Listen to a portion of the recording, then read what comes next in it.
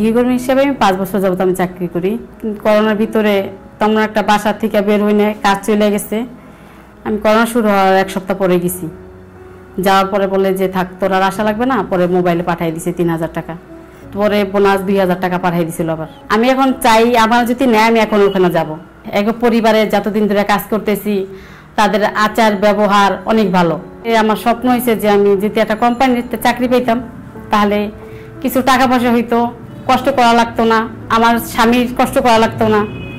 এটার থেকে সবচেয়ে বড় আনন্দ পাইতাম, সার্থক হইতো যে আমার স্বামী এত কষ্ট করে, তার জন্য কিছু করতে পারছি।